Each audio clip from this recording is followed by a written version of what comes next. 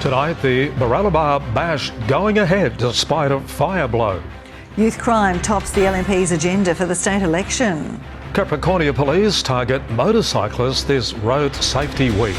And mangoes ripe for a bumper season. This is 7 News with Brough and Joanne Desmond. Good evening. Thanks very much for joining us. Good evening.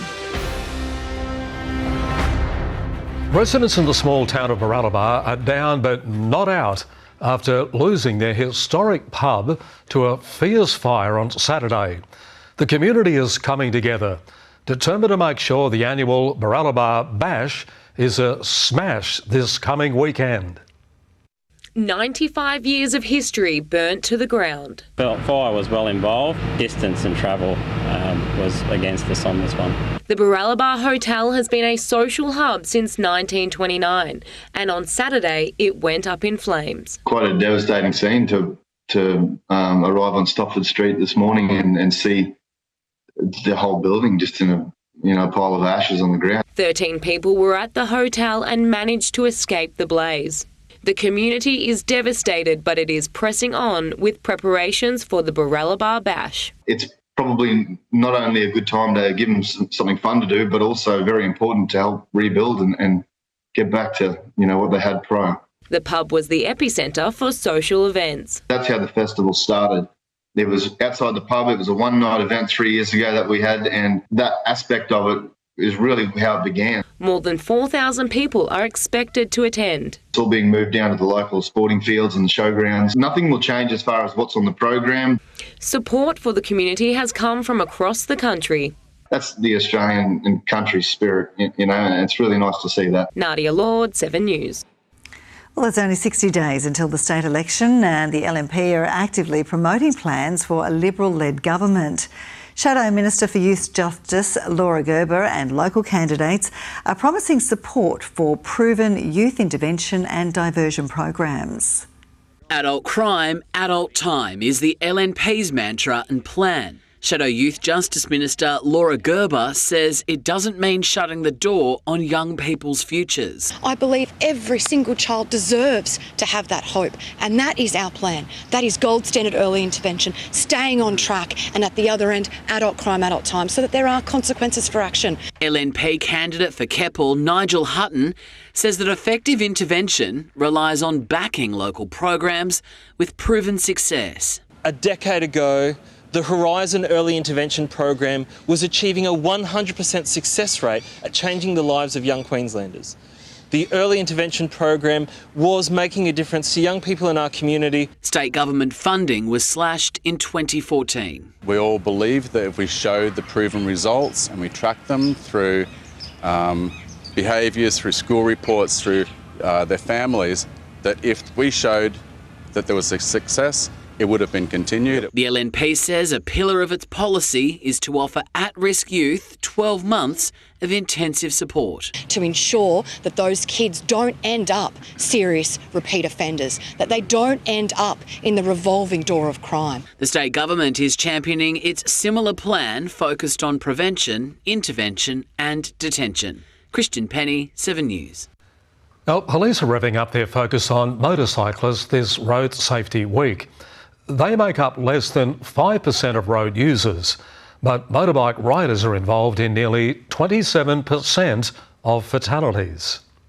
The urgency for heightened awareness has never been clearer, as Capricornia roads claim 13 lives so far this year. Many of these crashes are entirely preventable. Speeding is a major factor in serious injury and fatal crashes. Even speeds just 5 kilometres over the limit in urban areas are enough to double the risk of a casualty crash. Motorcyclists making what police label a shocking statistic. Not helped by this man caught doing a wheelie while speeding. Locked your speed at 148. Two infringement notices that'll be issued. One for exceeding the speed limit in the speed zone by more than 40 kilometres an hour. And the other one is driver not have proper control of the vehicle. Some of our most vulnerable road users, and research we have indicates that motorcyclists are 30 times more likely to be killed in a crash than people in a car. The fatal 5 still causing concern for our highway officers. We continue to see alcohol. Every week there's alcohol and drugs, and unfortunately they continue to be significant contributors to our crash rate. Seatbelts, phones, they're there every day as well. Police making no apologies for being out in force to detect and deter poor driver behaviour. There are days you go out there and people are doing the right thing, and that's great. Unfortunately, the reality is we drive around and there are a lot of people doing the wrong thing. Police are trying to drive home the message that behaviour needs to change. It's not one or two people, it's not a small group. It's everybody working together as one team to achieve a result, and that's about saving lives. Christian Penny, 7 News.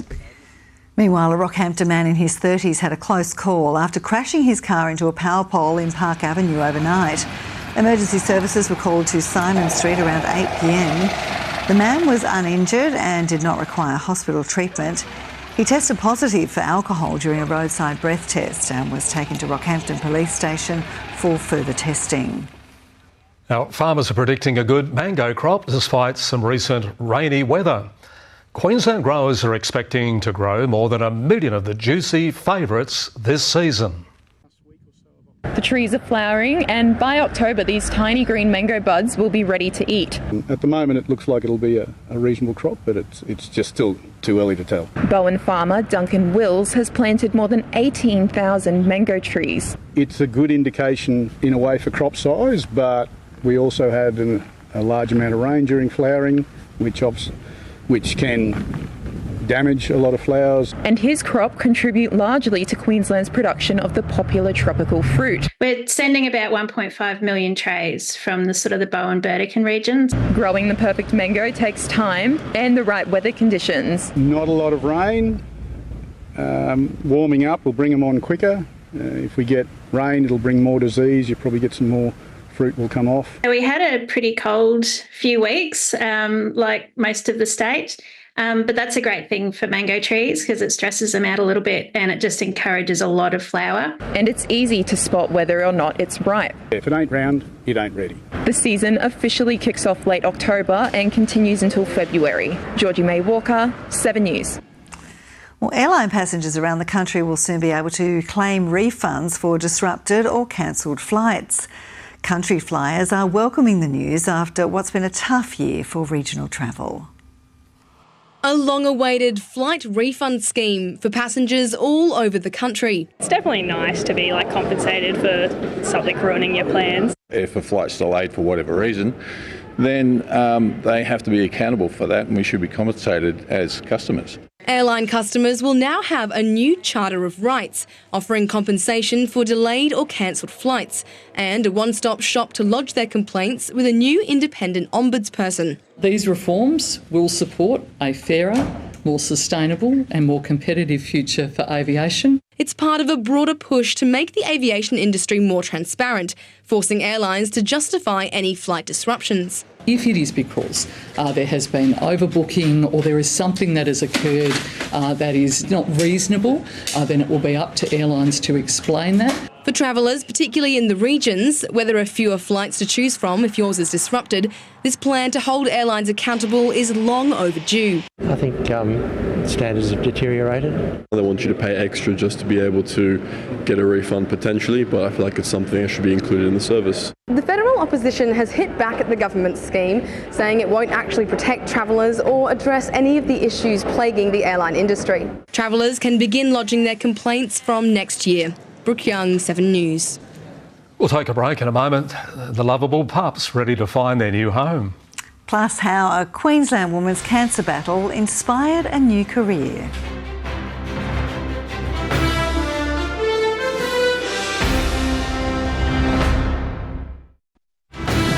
Central Queensland turns to 7 News to keep up to date on local issues, and we want you to be a part of it. If there's something happening in your street, your suburb, we want to know about it. Send us a message or drop us an email. Thanks for joining us here on 7. A woman who was diagnosed with cancer during the pandemic and underwent treatment in hospital has found inspiration from those who cared for her. Billy Colbrand has decided to become a nurse, taking advantage of the state government's free TAFE initiative. Heading back to the classroom was never part of Billy Colbrand's plan until her life took an unexpected turn. I started into nursing after I was diagnosed with cancer about 3 years ago now. Billy had to undergo chemotherapy in hospital as the global pandemic took hold. But she quickly found solace in her oncology nurses. The nurses in that industry became my lifeline. It was enough to inspire her to follow in their footsteps. She's now at TAFE studying to become a nurse. My hope is to be that support person on the other side for somebody else in a very vulnerable situation. And she's not alone. Hundreds of other Queenslanders are making the most of the state government's free TAFE courses. There is no better time than right now to get into a good job and to get into a good course, to skill up and train up, thanks to our free TAFE. There's more than 300 nursing students in Townsville, the Wide Bay and Sunshine Coast, and around 200 in other regional areas. There's so many different courses and they're in all the areas that really need people at the moment. So if you can get on board with something that's, free and provided by the government. Rebecca Jensen, 7 News. Yeah, good on you, Billy. The Coast Guard is warning boaties to be aware of tides if spending time on the water.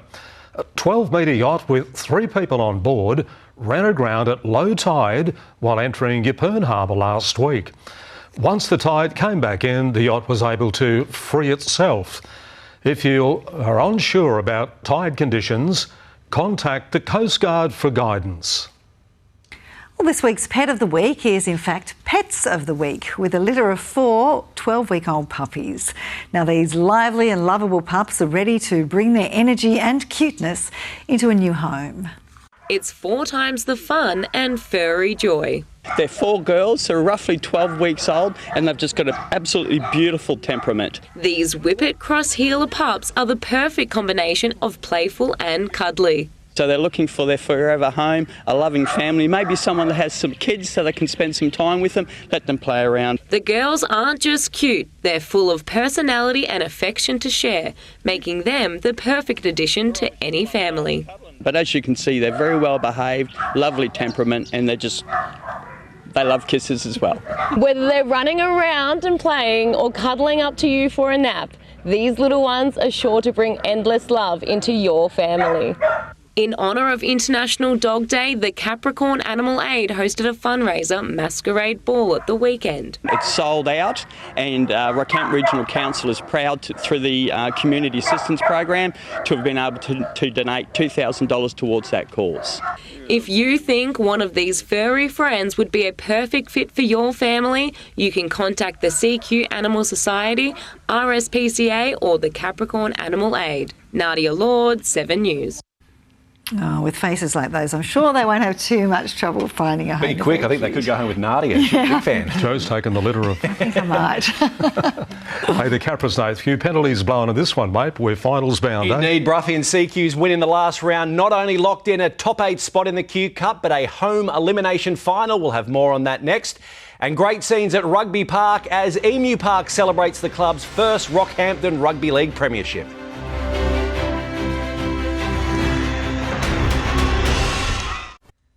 And welcome back. Well, the Capras not only booked their spot in the Q Cup finals with a convincing 12-point victory over the Tweedhead Seagulls on the weekend, but they also locked in a home final. CQ ended up finishing 6th and now welcome the Burleigh Bears to Rugby Park for an elimination semi.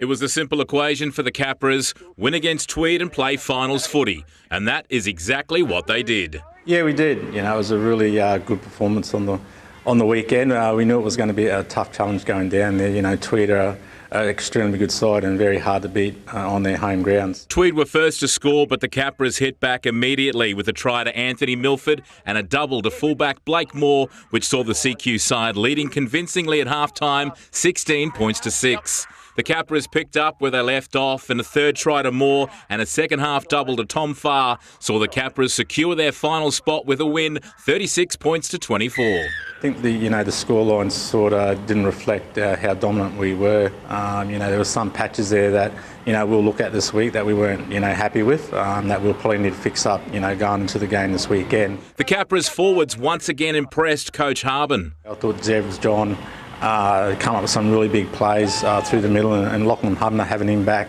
was a key for us, but I thought Blake Moore and Anthony Milford were really good on the back of that. Focus now shifts to Saturday's blockbuster, an elimination final against the Bears. Well, they've got a lot of experience, they've got a lot of players within their group that have played over 100 and 150 games. They've got a lot of experience playing finals footy, in grand finals, winning grand finals. Brad Villiers, 7 News. And what a Saturday it was for Emu Park at Rugby Park after the club won its first Rockhampton Rugby League premiership. In another epic instalment of the Battle of the Beaches, the Emus proved too good for Yeppoon in the grand final, running out 28-12 winners. To the victors go the spoils.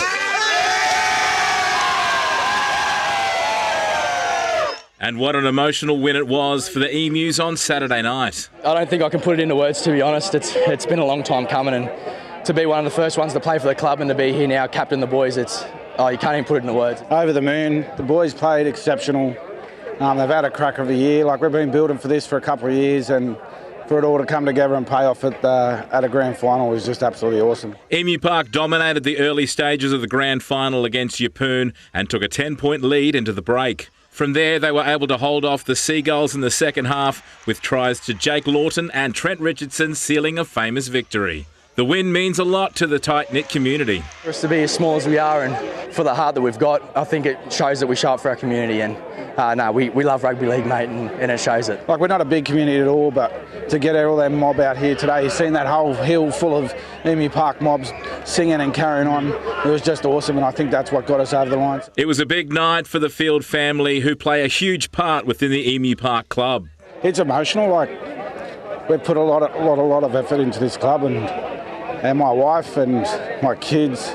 So just to get that result is what we've been aiming for from day dot. And when we say Emu Park's a family, that's what we mean. It's not just my family, everyone that comes in, they're a part of our big family, and to win it today, it just means a lot. Brad Villiers, 7 News. How good. Well done to your Emus. And next up, it's the AFL Capricornia Grand Final day on Saturday, and Glenmore has booked its spot in the men's decider. The Bulls easily took care of the Suns in the preliminary final at Keele Park over the weekend. 3 goals to inspirational player coach Tim Higgins led them to the 67-28 victory. Glenmore will now face heavyweights Yeppoon, who are gunning for their 10th straight title.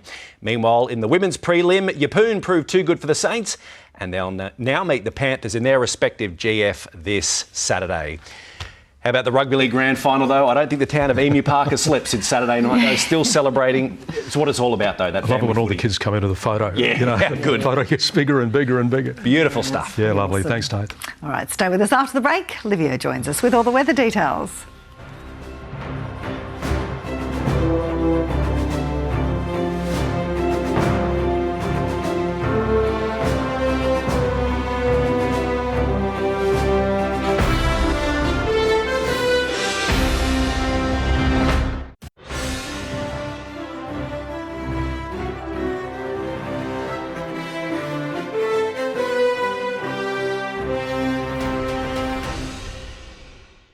Good evening, Livio, Regano with tonight's weather.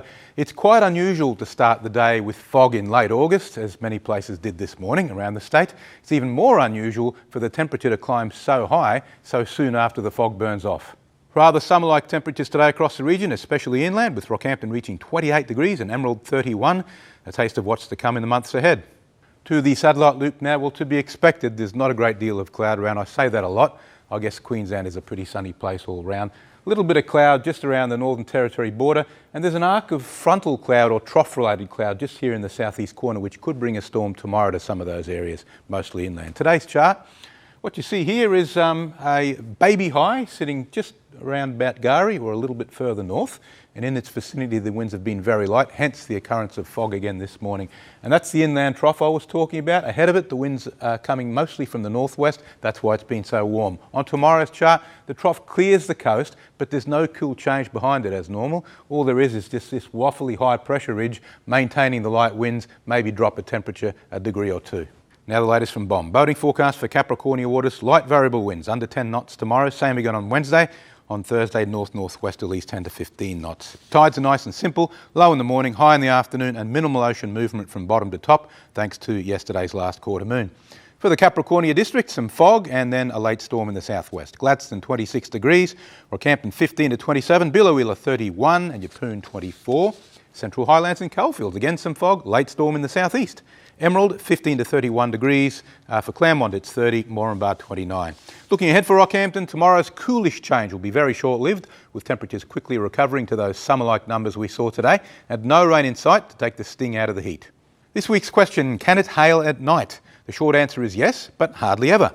Hail-producing storms rely on the heat of the day to generate powerful rising air currents that can lift moisture up to 60,000 feet. At these altitudes, frozen raindrops are kept in suspension long enough to grow into big chunks of ice.